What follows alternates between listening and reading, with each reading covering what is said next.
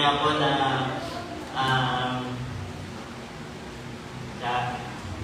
napakabuti po ng Diyos sa ating buhay. Meron na po ako gusto nga i-share last time. May binalita ko sa akin si Jordan na meron ng isang binanilyo ang titinak ko sa ospital, no? At pakiwari niya daw ay nag-aawang buhay na. Nung nahapon, gumagawa ako ng method teaching ko. So, naisipan ko lang mag-browse sa Facebook, sandali. At nakita ko yung living niya. At yung parang, anong tawag doon, yung tribute video parang doon sa bata na yun. At napag-alaman ko na siya pala si Gerald Raga. Then, alam niyo po kasi, medyo nung pinapanood ko yung video niya, no, nangusap sa akin ng Panginoon. Parang, hindi ko alam bakit ako nakakaramdam ng guilt sa pagkamatay ni Gerald Raga. Kasi po nakakalala sa kanya, Gerald Raga. Napag-alaman ko na ito pala ay minsan ni Taleng. At si Taleng po ay minsan na po natin na-invite sa youth camp dito sa Bales at sa ilang youth fellowship dito sa atin. So, nagigil po kasi namatay po itong bata na ito na hindi po nakakilala sa Panginoon. So, sa part natin bilang mga Kristiyano, sa part natin na bilang nagpapahayag ng mabuting balita ay tanggapin na natin ang katotohanan, meron po tayong pagkukulang doon. Ako personally, hindi ko naman alam na mayroong ganung bata na nangangailangan ng tulong. And tinanong ko rin po yung mga youth leaders natin na they are keep asking prayers from us. Na nagsasabi sila na ipanalangin. Pero kung meron po sa akin nakapagsabi sa akin na Pastor, na meron ganito na lang, I'm willing to visit. Kahit sa sobrang busy ko po talaga. Hindi ko po alam bakit nangungusap sa akin to, pero nag-reflect lang kasi ako na sayang.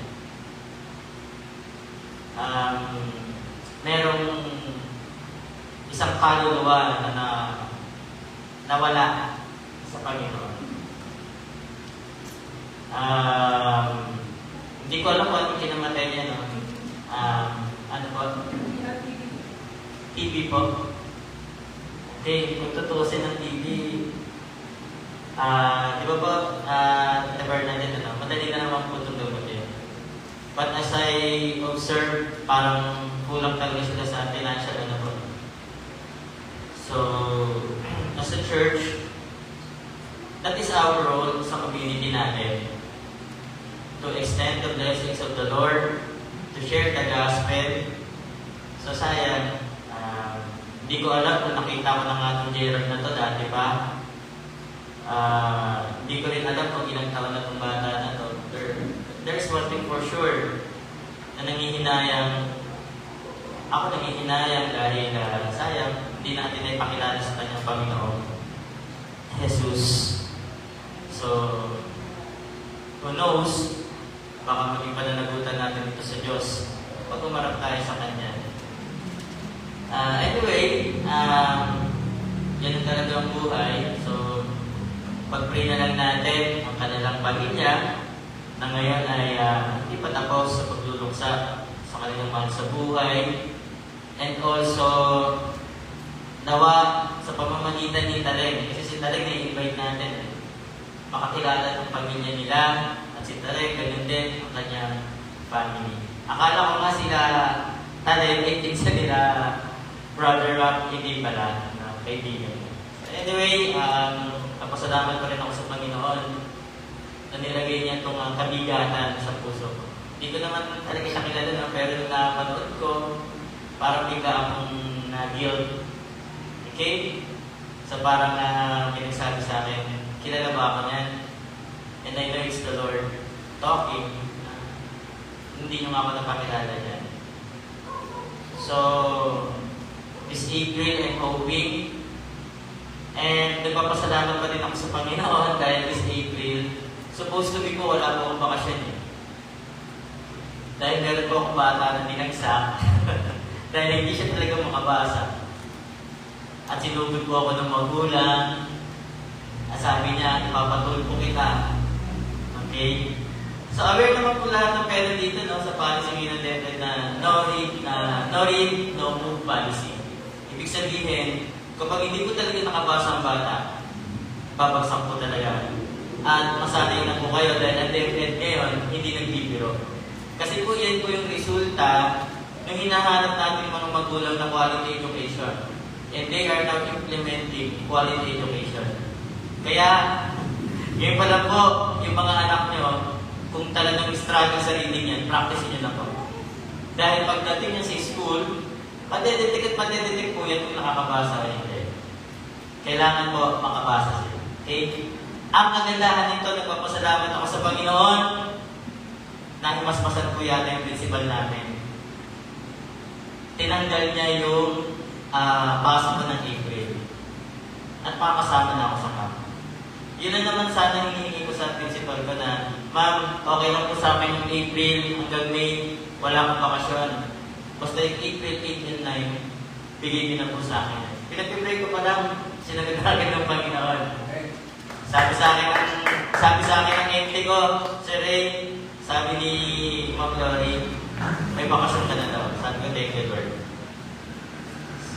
Alam niyo po kung ano ginawa ng MT namin, sinabihan niya lang na, sige ka ma'am, baka mareklamo ka. Yung April ay uninterrupted vacation ng teachers. Baka mareklamo ka. Siguro na mas yung principal natin na sabi niya, sige na nga, pakisabi kay Sir Ray, sabihin na siya mag-start ng summer class. Okay. Salamat po sa Panginoon. Okay? Tuloy ang camping. Amen. Okay, so for this morning po, gusto ko po i-share sa inyo ang isa na namang message ng Panginoon patungkol sa corona. Pero tanong muna, hindi pa ba mabigat yung ulo nyo? Hindi pa mabigat? Kasi pang-apat na corona na to, hindi pa mabigat? Okay, so ibig sabihin, kaya pa hanggang 5. Yes. Kasi 5 to eh. Okay? Next Sunday, meron pa i-share din si Pastor. So itong pang-apat na corona, okay, which is the crown of righteousness. At ang sabi ko dito sa 2 Timothy 4:8, there is laid up for me the crown of righteousness, which the Lord, the righteous judge, will award to me on that day. And not to me only, but to all who love His appearing. Yan. Napakagandang pangako ng Panginoon. That those who live their lives in righteousness ay merong putong. May pangako ang Diyos. Alam niyo naman na ang Diyos hindi yan balasubas. Kapag sinabi niyo yung pangako, dapat pinanghahawakan natin. Na parang pag pinangakuhan kayo ng mga boss nyo, this May may bonus kayo. At the 14th month pay. Panghawakan nyo. Dahil ang Panginoon, pag nagsabi siya, hindi po iyon na papako. Now, tignan natin kung ano sinasabi dito sa ating teksto. Tignan po muna natin yung historical background. Nung sinabi ni Paul, yung mga katagang ito, itong verse na to, sa 2 Timothy chapter 4, verse 8, ano po nangyayari kay Pablo? Ano po ang pinagdadaanan ni Pablo? Okay, yung sabi dito, the book of 2 Timothy is the last letter written by Paul the Apostle at this time. Ito daw po ang huling aklat, letter, na kanyang sinulat para kay Timoteo, isang bata na alagad ng Panginoon. Sabi dito, Paul is in prison martyred in prison in Rome. Si Paul po ay, double citizenship po ito eh. Si Pablo. Bagaman siya ay citizen din ng Rome, hindi pa rin nangilag ang mga Romano na siya ay hulihin dahil sa kanyang pagpapalaganap ng mabuting balita. Next, he is not under house arrest anymore. He is in a cold, dark dungeon. Ano po ibig sabihin ng dungeon? So, sa pagkakalamit ng isang kulungan na kakaiba sa pangkaraniwang kulungan. Dalandan yan, madilim. Usually, ito nakalagay sa tagong parte ng mga kulungan at dito ay malamig. Ni Halos hindi nakakalusot ang hangin. Imagine, ilang percentage kaya ng oxygen na nakakapenetrate doon para mabuhay isang tao. Yun ang kinalalagyan ni Pablo. Next, he is awaiting execution under the rule of Nero, a cruel emperor known for persecuting Christians. Alam niyo po ito si Emperor Nero? Malapit po itong emperador. Ang libangan po nito ay pumatay ng Kristiyano. Kaya, nung si Emperor Nero ay sa katanyaga, sa kalagitnaan ng kanyang pamamahala, marami pong Kristiyano ang nagbuwis ng buhay. At kung pag-aaralan niyo po church history, makikita niyo doon kung paano niya pinapatay karamihan sa mga Kristiyano. Galit si Emperor Nero sa Kristiyano. Tuwing gabi, ang ginagawa ni Emperor Nero, kapag madilim ang kanyang palasyo, yung outer part ng kanyang palasyo, tatawag siya ng mga sundalo, magpapakuha siya ng mga Kristiyano, at ipapatali sa mga pader, sa mga poste ng kanyang kasulok-sulukan ng kanyang palasyo, at kanyang itong papasigaan, upang magkaroon ng ilaw sa kanyang palasyo. Imagine, ginawang pailaw ang Kristiyano. At sa tuwing siya nalulungkot, magpapatakal siya ng labanan, or tetag nating gladiator. Siyempre, bida na naman doon mga Kristiyano. Siya rin po yung emperador na nagpapabala sa talampakan ng mga Kristiyano at pinapalakad niya habang binabalatan ng talampakan. Siya rin po yung nagpalagay ng mga Kristiyano sa loob ng sako na puno ng mga ulupong. At kapag nailagay ng Kristiyano sa loob ng sako na puno ng ulupong, ipinapatapon mo sa gitna ng dagat. Bahala na po yung Kristiyano at yung mga ahas sa loob ng sako, mag-usap kung anong gagawin nila sa loob ng sako. Imagine, kung gaano karahas, kung gaano kalupit si Emperor Nero sa kanyang panahon. At kung gaano rin po kahirap mag-share ng gospel noon compared to our days today. Ano po mas mahirap? Ngayon o noon? Noon. Hindi ko pa po sinabi din kung ilan yung pinugutan ng ulo, hinati sa gitna, pinahila sa kabayo ang kamay at paa. Di ba po? At hindi ko nakalipas dito si Pablo. Many of Paul's companions had already left him, according to 2 Timothy 4:10. Kasi kahit sila, natakot na dahil si Pablo ay nahuli na. Kung ang leader ay nahuli na, susunod ng mga alagad. This is not a man living in comfort, this is a man facing death. And yet, instead of fear, Paul speaks of confidence, reward, and a crown. Ang tapang ni Paul. So yun po ang nangyari kay Paul, or yun ang kanyang sitwasyon during this time, na nagsasabi siya ng ganito. Compared noon, as of today, people, mga nakaraan na yun, ang mga Kristiyano noon, they're chasing how to glorify God.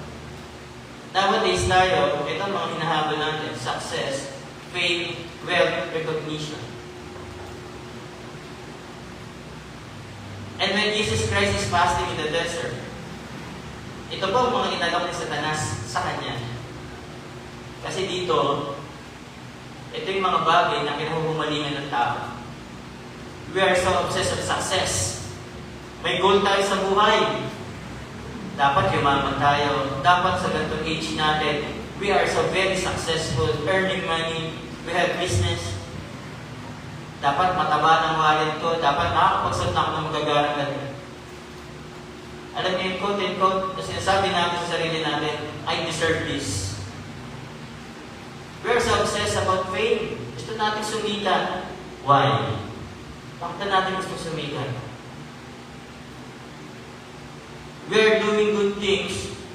People nowadays, they are doing good things para lang sa kasikatan. One thing na hindi po ako nagiging bilib sa mga vlogger na tumutulong sa kapwa. Kung talaga tutulong ka sa kapwa mo, ano sabi ng Panginoon Jesus? Yung ginagawa niya yung kanang kamay, huwag na pagsabi sa kaliwa. Ibig sabihin, kung may ginagawa kang kabutihan sa kapwa mo, dapat sikreto lang, mas kinagulugdan mo ng Diyos. Kasi ginagawa ng mga vlogger ngayon, they are helping na, tumutulong nga sila, pero they also earning money. May camera. Okay? Wala na rin pinagkaiba sa mga politicians. Well, hindi naman po masamang magpayaman, pero tandaan natin, the root of all evil is the love of money. Handa natin sagasaan ng iba, handa natin tapakan ng iba, handa natin iwan ang ministeryo natin para sa pera. Recognition. Maraming Kristiyano nagtatampo kapag hindi nare-recognize sa church. Sa workplace, maraming nagtatampo din kapag hindi nare-recognize ang kanilang hardships sa trabaho, ang kanilang pagpupunyagi. Sasabihin nila, si boss. Iba pa rin ang pinumo sa kabila ng aking pagpupunyagi. Itong mga bagay na hinahabol natin na ito, they're temporary lang. Hindi po ito lasting. Hindi po ito magtatagal. Paul reminds us that there is a greater crown, one that will never fade, never break, and never be taken away. Kung papipiliin po kayo ng cellphone, Android phone o iPhone, sagot, I'm iPhone. Android phone or iPhone? Android. Android, kay Brother Jairo, Android. My point is, syempre, kung pipili lang kayo, yung maganda na, yung legalidad, yung matibay. Ganun din tayo sa mga hinahabol natin dito sa buhay. Alam niyo, sa totoo lang, sa dinami-dami na hinahabol natin dito sa buhay, isang bagay lang naman dapat nakapuli natin. At yan yung pagharap natin sa Panginoon. Amen? Sabi ni Solomon, ang matalinong tao, yun ay yung hindi humaharap sa mga kasiyahan, kundi yung pinag-iisipan niya ng kanyang kamatayan. Ibig sabihin po din ni Pablo, simula nung sinilang ka dito sa mundo, nagsimula na rin ang struggle natin mga tao para mabuhay. Mabuhay mo sa lupa at mabuhay para sa Diyos. Now, tingnan po natin, what is the promise of this crown? This crown of righteousness. Sabi ni Paul, there is laid up for me a crown of righteousness. Una, it is already prepared.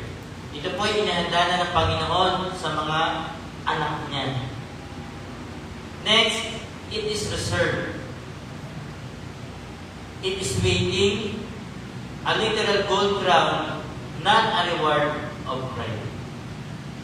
So, sinabi dito ni Pablo, meron na nakahanda sa akin. Alam ni Paul, dahil hindi pinangako ng Diyos. Tayo rin, dapat alam na natin at pinangahawakan natin na pagdating natin sa kabilang buhay, merong utong tayo ng kabanan. This is the crown of righteousness. The point is, kapatid, lahat tayo dito, we are trying to live in righteousness. Yet, we are not perfect. Pero po bang perfecto dito? Wala po. Lahat tayo dito, pag tinimbang ng Panginoon, kulang. Huwag natin pilitin na maging kompleto. Dahil yun ang totoo. At ang pumupuno sa kulang na yun ay ang Panginoong Jesus. Kaya nga po, mga kapatid, this crown of righteousness, ito po isang putong ipinangako sa atin ng Panginoon. This is a promise. Kayo po ba pag nangangako ay tinutupad ninyo? Ako po, lalo po pag nangako kayo sa mga bata, alam na alam nila yung pangako na yan. Hindi po nila nakakalimutan yan. Na pag pinangakuan sila, pinanghahawakan nila. Kaya kasi sinabi ng Panginoong Jesus, na nagtatalo-talo mga alagad, Palapitin niyo sa akin yung mga bata na yan dahil sa katulad nila, naghahari ang aking kalooban. Dahil ang mga bata, pag pinangakuan mo yan, hindi na nila kinakalimutan yan. Dapat ganun tayo. Kapag nababasa natin sa Biblia ang pangako ng Diyos, dapat parang bata tayo. Sinasabi natin, oh Lord, hindi ko nakakalimutan yung pangako mo na yan. Naghihintay ako. Dapat naghihintay tayo. Dapat pinangahawakan natin ang pangako. Alam niyo ba kung gaano ka-powerful ang panghawakan ng isang pangako? Alam niyo ba kung gaano ka-powerful yun? The power is hindi namamatay. Hanggat pinangahawakan ang isang pangako, hindi ito namamatay.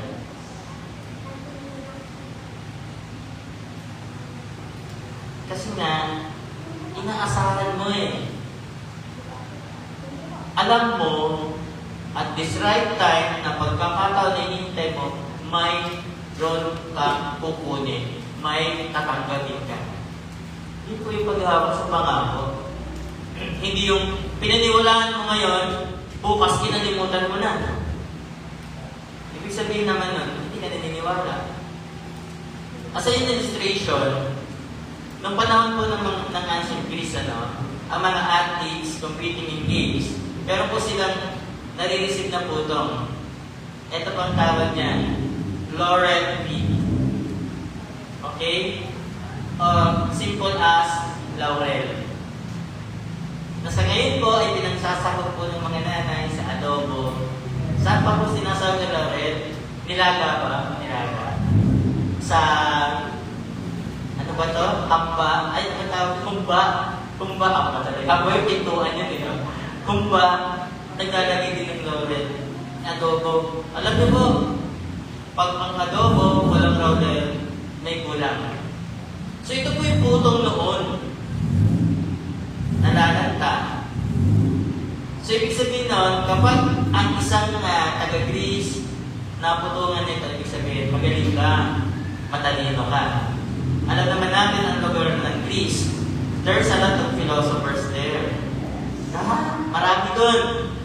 Doon nakatira yung mga nagpapahirap sa ito ngayon. Doon nakatira yung mga nagpapahirap sa inyo ngayon. Sino-sino yan? Sila Socrates. Sino ba yung father of geometry? Euclid. Yung mga mathematicians, dyan galing yan eh. Sa Greece. Because people in Greece are, lover of wisdom. Matatalino sila. At alam ko yung mga taga-Gaxim, lover of wisdom din yan. Amen? Okay. Yung pangako na ibinigay sa atin ng Panginoon ay, o yung pangako na sinasabi sa atin ng Panginoon is a crown of righteousness. At ang nangako nito ay righteous judge. Hindi po tao ang nangako sa atin. Ang nangako ay Diyos. Sabi ni Paul, which the Lord, the righteous judge, will give you. What do we mean by God is a righteous judge? Ibig sabihin ng righteous, of course, He is fair. Patas siya. Sabi sa Mateo 5:45, sapagkat pinasisikat niya ang araw sa mabubuti, gayon din sa masasama, at nagpapaulan siya sa mga madawid at sa mga di matuwid. Minsan iisipin natin, di pastor, unfair yan. Eh bakit, di ba dapat galitan ka sa makasalanan, di ba? Dapat dito lang sa ating mga Kristiyano paulanin ng Diyos at paarawin. At sa mga lugar ng mga kasalanan ay huwag na niyang paarawin at huwag nang bigyan ng ulan nang magkandamatay na sila sa buhay. Hindi po. Hindi ganun ang Diyos. He is fair. Tingnan natin. Bakit pare-parehas na tayong buhay ngayon? Sa kabila ng pagkakaroon natin ng mga kasalanan. Kasi fair siya. He is a fair judge. Binibigyan niya ang bawat isa ng pagkakataon. Sa dami ng mga kasalanan ng tao ngayon sa mundo, bakit hindi niya pagunawin ang mundo? Naisip niyo po ba yun? Kung tutusin na namang oras, pwede nang gunawin namin ng Diyos ang mundo pero hindi pa. Bakit? Una, tupad siya sa kanyang pangako. Na sinabi niya, kapag naipangaral na ang salita ng Diyos o ang gospel sa apat na sulok ng mundo, doon pa lang niya gugunawin ang mundo. Doon pa lang siya babalik. Pangako yan, tinutupad ng Diyos. Kaya, kahit gaano kasama ang mundo ngayon, ang dami pag nabubuhay. That is because God is fair. Binibigyan niya pa tayo ng bawat isa ng pagkakataon. Pagkakataong magbago. Pagkakataong kilalanin siya, pagkakataong paglingkuran siya. Ganyan katuwid ang Diyos. Ang tao, mabilis lang tayong pumatol. Yan ang gusto natin, na kapag meron nagkakasala sa atin, kapag meron makagawa ng mali, we have to isolate someone. Gusto natin siyang itabi sapagkat nagkasala siya. Pero ano po ba dapat ang ginagawa natin? We are the ones to comfort them. Dapat tayo ang unang nakakaintindi sa kanila. Dapat tayo ang unang magmamahal sa kanila. Kasi at the end of the day, ma-realize mo naman, kahit ikaw, kahit ako, we are not perfect. Dapat natin gawin, magmahalan. Gayahin natin ang Diyos. He is fair. Pinapasikat niya ang araw sa mabubuti, kaya din sa masasama. Pinapaulan niya sa mga matutuwid, ganoon din sa mga di matuwid. Isang bagay na dapat natin matutunan. Ano ba tinuturo ng verse na ito? Maging mapagpatawad tayo. Maging mapagpasensya. Higit sa lahat ng oras, sa lahat ng panahon, pairalin ng pagmamahal sa kapwa. Lalong-lalo na sa kapatiran. Maging righteous din tayo in terms sa ating judgment. Sinabi ng Panginoon, we have no rights to judge. Panginoon lang ang pwede manghusga. Amen? Amen. God as a righteous judge, He sees everything.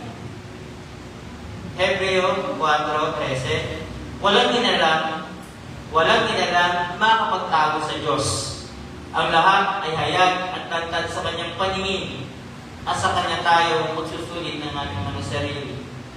Let us remember, all of our deeds, hayag po ito sa Diyos. Kaya yung mga pagtulong natin sa aming kapwa, yung pagmamahal natin sa ating kapwa, kitang-kita po yan ng Diyos. Meron bang dapat tulungan sa kalagitnaan ng ating kongregasyon? Tulungan natin. Meron bang tao na dapat alagaan sa ating kalagitnaan? Alagaan natin. Yan ang trabaho natin to share the gospel, to love one another.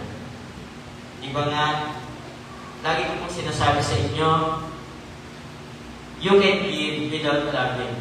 Madali na magbigay ng walang pagmamahal. Pero, you can't love without giving. Hindi ka pwedeng magmahal nang wala kang binibigay. Amen? Dahil ang Diyos, sa sobrang pagmamahal niya sa atin, meron siyang binigay. Sino? Ang kanyang isa-isang anak. And tayo,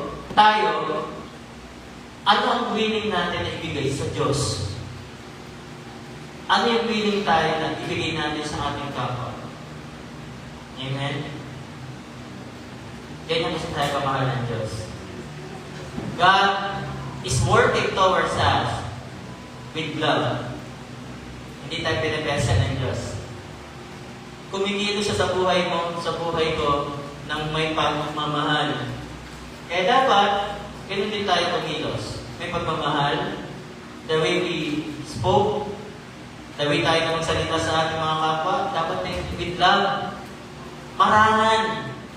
Walang pagmamataas. Walang sigawan. Punong-puno ng pagmamahal. Alam niyo kung paano magsalita yung mga Ilonggo?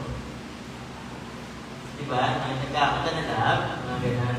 Dapat with lambing. Ganyan tayo dapat namumuhay. If we want to live in righteousness, pag-iralin po natin yung pagmamahal.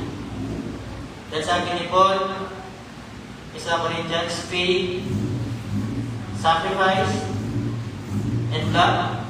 But among the three, love will prevail. Pagmamahal pa rin.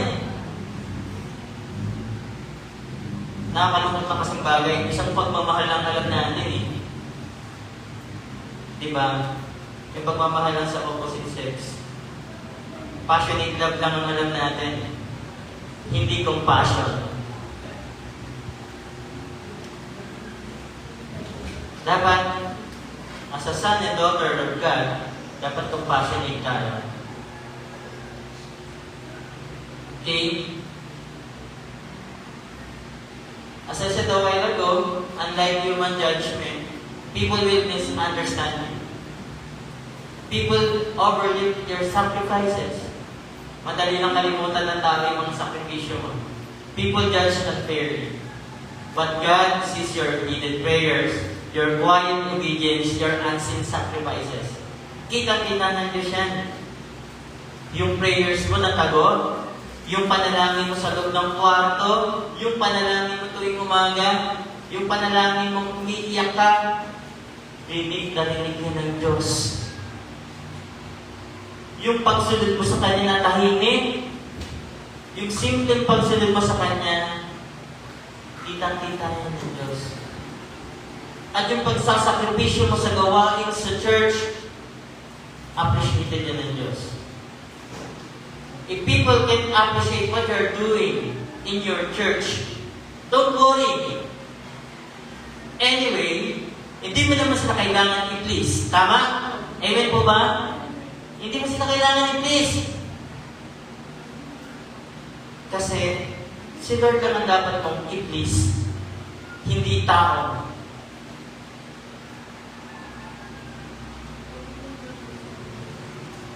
Kahit po yung simpleng gawain sa church, para sa akin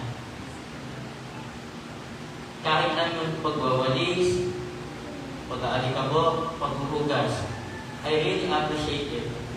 Kasi ginagawa mo yun para sa Panginoon. Amen?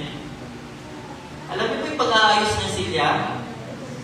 Ministry din yan. Ang paglilinis, ministry yan. We are doing ministry inside and outside the church. Amen? We are doing ministry inside and outside the church. Kasi kahit pag-encourage mo sa inyong mga kaibigan, co-workers, classmates, ministry yan. Encouraging them using the Word of God.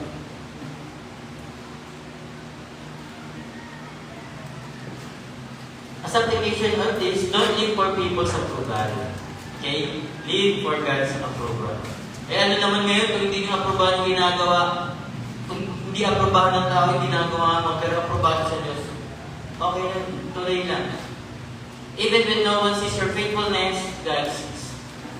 Huwag po kayong malungkot kung sa kalagitnaan ng church, walang nakaka-acknowledge sa inyo. Huwag po kayong malungkot dahil ang Diyos acknowledge yan.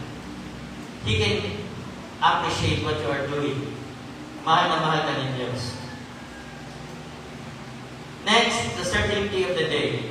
Sinabi ni Paul that on that day, matatanggap niya ang corona ng righteousness. This refers to the day of Christ, the time when Jesus will return. For sure, Jesus will return. For sure, babalik ang Panginoong Jesus. Sabi sa Hebrew 9:28, gayon din naman, si Kristo ay minsan lamang inihandog upang pawiin ang mga kasalanan ng mga tao. Siya'y muling darating, hindi upang muling ihandog dahil sa kasalanan, kundi upang iligtas ang mga naghihintay sa Kanya. Excited po ba kayo? Amen. Alam niyo, di ba pag hinihintay yung bata, nagawa, magpapay ka, darating si Papa. Excited yung bata. Bakit? Alam niya kasi, pagdating ng tatay niya, mayroong bitbit na pasalubong. Ganun din tayo. Alam natin, Sa pagbabalik ng Panginoon Jesus, meron bit-bit ang Panginoon Jesus para sa atin. And this is this crown. The crown of righteousness. All believers will be rewarded. Lahat tayo. Walang matitira na hindi rewarded. Lahat ay reward. Hebrews 6:10. Makatarungan ng Diyos. Hindi niyo malilimutan ang inyong ginawa at ang pagmamahal na inyong ipinakita at hanggang ngayon ipinapakita sa pamamagitan ng paglilingkod ninyo sa mga hiniran ng Diyos. Hindi nalilimutan ng Diyos ang inyong pagmamahal. Tingnan niyo po yung katabi. Please lang, pakitignan ko. Kamahal-mahal ba yan? Amen. Kamahal-mahal. Sabi ng Lord, diba? Love the unlovable. Ibigin po natin yung mga mahirap mahalin. Yan ang masarap mahalin. Diba? Yung mga hindi kaibig-ibig. Dahil kapag natutunan mong mahalin ang hindi kaibig-ibig, matututunan mo na rin ano. Ma-realize sa sarili mo na, hindi rin pala ako kaibig-ibig. Amen? Bakit itinuturo sa atin ito ng Panginoon na mahalin mo ang hindi kaibig-ibig? Ang totoo is, dahil hindi ka rin kaibig-ibig, dahil hindi rin ako kaibig-ibig, pero minahal ako ng Diyos, pero minahal kayo ng Diyos. Amen? Kayo na tinuturo sa atin, mahalin mo ang hindi kaibig-ibig. Kung may kaaway ka ngayon, puntahan mo mamaya, magpatawaran kayo. Kung meron kang hindi kasundo ngayon, mag-usap kayo, ayusin nyo. Hindi pinapasikatan ng araw ang problema. Dahil sinabi ng Panginoon, kung magpupuri ka sa akin, kung maghahandog ka sa akin at meron kang kasamaan ng loob, meron kang pakaway, iwan mo muna yung handog mo. Puntahan mo ang tao na yun. Kapag okay na kayo, tsaka pa magandog sa akin. Dahil yun ang kinalulugdan ng Diyos. Amen? Huwag tayong papalao kay Satanas. Alam niya, Satanas, walang ginawa yan. Kundi mangloko. Eh, ano pa naman, sawa na may maloko, di ba? Naranasan na bang maloko? Amen? Huwag tayong papalao kay Satanas. As an application, live prepared every day. Ibig sabihin, parang Boy Scout, laging handa. Hindi natin alam kung kailan darating ang Panginoong Jesus. May nakakaalam po ba sa atin?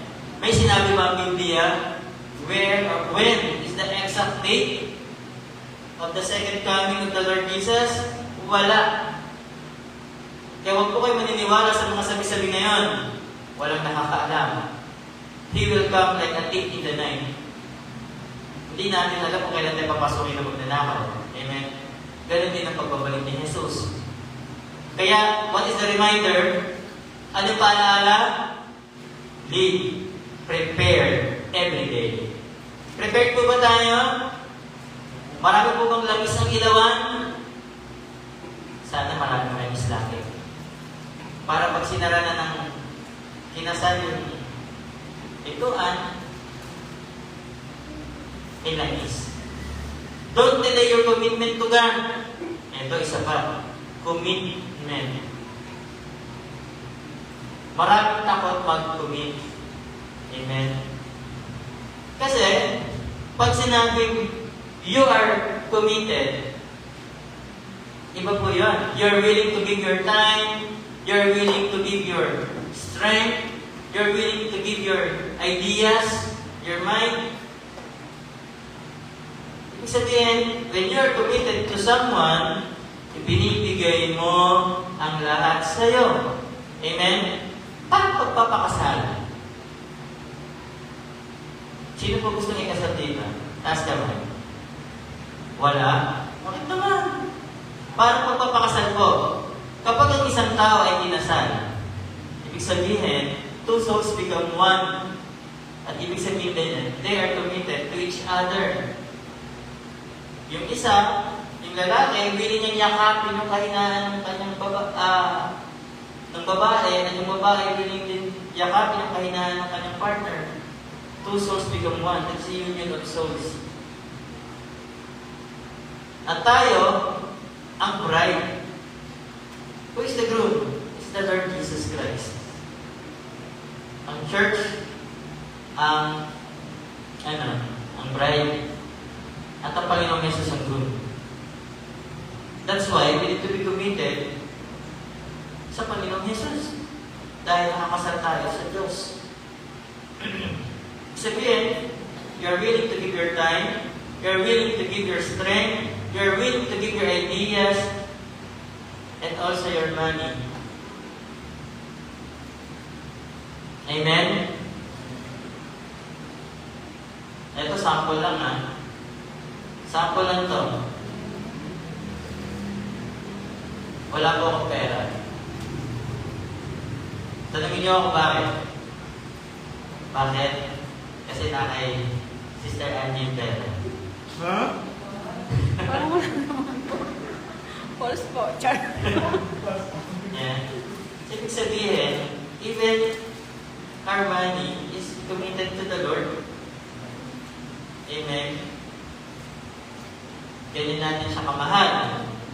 That's why, that is commitment. Avoid spiritual procrastination. Iwasan po natin yung mga bagay na ginagawa tayong tamad sa ating buhay Kristiyano. Ano po ba dapat ginagawa natin after hearing a message? Mag-follow up sa bahay, magbasa, basahin nyo, pag-aralan nyo ulit yung teksto. Dapat po, nagdadala kayo ng mga notes para meron pinag-aaralan sa bahay. Avoid being lazy pagdating sa pag-aaral ng salita ng Diyos. Dahil sa Satanas, hindi po siya tamad para sirain tayo. Dahil sa Satanas, hindi po tamad para ilayo tayo sa presensya ng Diyos. The devil, ang diablo, he's working 24/7. Are you praying 24/7? Are we praying 24/7?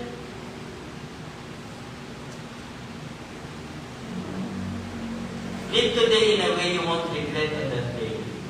Pamuhay tayo ngayon na pagdating ng araw na yun, na pagbabalik ng Panginoon, sasabihin mo, sayang! Dapat naniwala na ako noon sa sinasabi ni Pastor. Dapat naniwala na ako sa sinasabi mo nila ate dyan. Dapat naniwala na ako sa sinasabi nila Pastor Ernel. Dapat naniwala na ako noon sa sinasabi ng mga leaders. Pamuhay tayo na hindi natin pangihinayangan pagdating ng araw. Amen. Dahil masarap mamuhay yung sigurado. Amen po ba? Masarap mamuhay pag alam mo kung ano yung patutunguhan mo.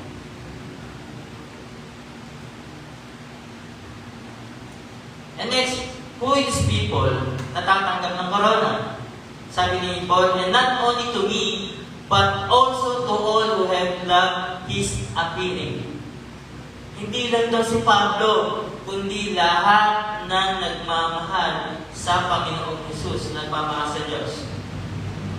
This promise is not just for Paul. Hindi lang ito para kay Pablo.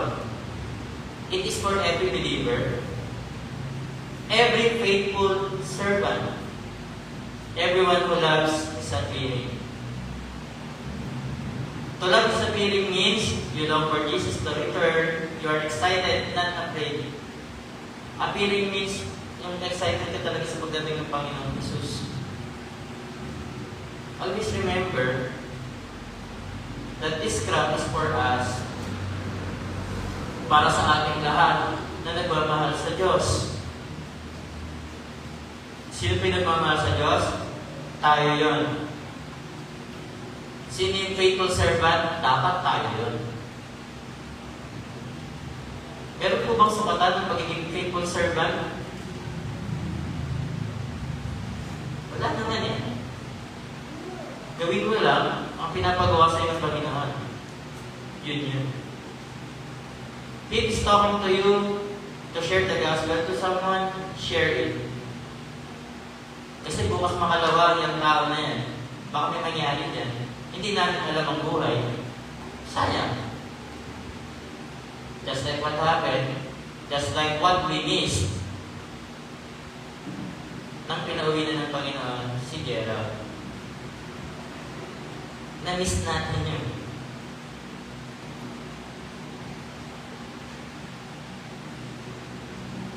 Sana hindi tayo afraid to share the gospel. And you must live ready. Young people, alam nyo, kayo ang next generation eh. Kayo ang next generation, kaya dapat habang bata kayo, you need to equip yourself. You need to submit to your leaders. If they want to train you to become future musician, if they want to train you to become future teachers, if they want to train you to become future preachers, future pastor, then so be it. Huwag po natin iwasan. Kasi observe, marami kasi umiiwas. They keep on telling, we're not ready. Why? That is the question. Ilang taon ka na naglilingkod sa Panginoon, yet you are not ready? Bakit?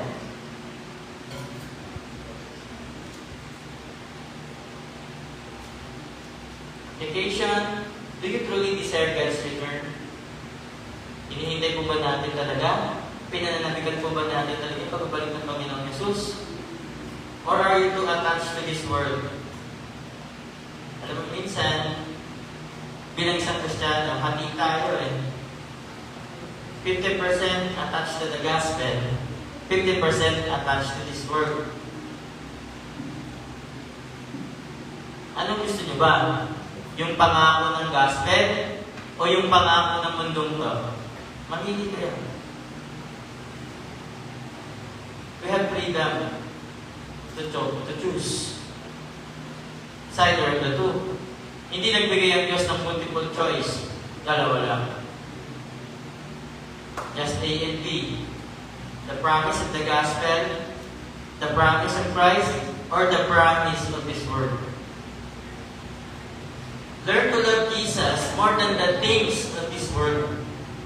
Matutunan natin mahalin ang Panginoong Jesus more than, isabihin, mas malaki pa, mas malawak pa, kaysa sa mga bagay na narinisip natin sa mundo. Kaya ano naman kukulangin ka sa pinansyal dahil sa pagsimba mo ngayong araw na to? Meron kang na-miss na negosyo. Meron kang na-miss na deal. Okay lang.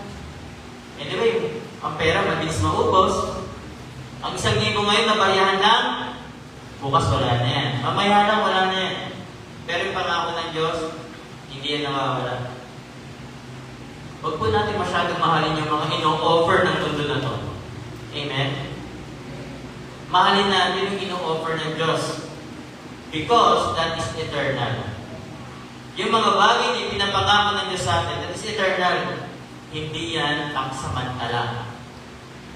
Dahil yung mga bagay na marinisip natin sa mundo nito, that is temporal. Temporal. Amen? Huwag kayo masyadong stick sa mundo nito. Dapat 100% stick to the gospel at zero sa mundo nito. Amen? As a conclusion to this message, we need to finish well. Kailangan itakbuhin natin sa buhay na to. Dapat tapusin natin ng maayos. Kasi mga Kristiyano, kapag nagtatrabaho yan, they are not working as if they are serving their bosses. Ano sabi? Colossians 3, 23, something. I'm sorry, nakalimutan ko. Everything you do it for God. Ibig sabihin, ginagawa natin o gawin natin maayos yung mga trabaho natin. Tandaan natin, Paul's life was not easy. He suffered, he was imprisoned, he was abandoned, yet he finished with confidence. He finished the race. Kapag binasa niyo po itong context sa 2 Timothy, nagkakabili na si Pablo. Dahil alam niya sa sarili niya, malapit na siyang pumanaw. Dahil nga, sooner or later, ipapa-execute na siya ni Emperor Nero. Kaya naghahabilin na siya. And he is confident na nagawa niya ang mga bagay na ipinapagawa sa kanya ng Diyos. Brothers and sisters, it's never too late. Hindi pa po huli ang lahat. Tulad ni Pablo, si Pablo isang halimbawa lang na gusto ipakita sa atin ng Diyos kung paano tayo dapat bumalik, pumunta sa Kanya. Sino ba si Pablo? Isang persecutor ng mga Kristiyano, nagpapapatay ng mga Kristiyano noon.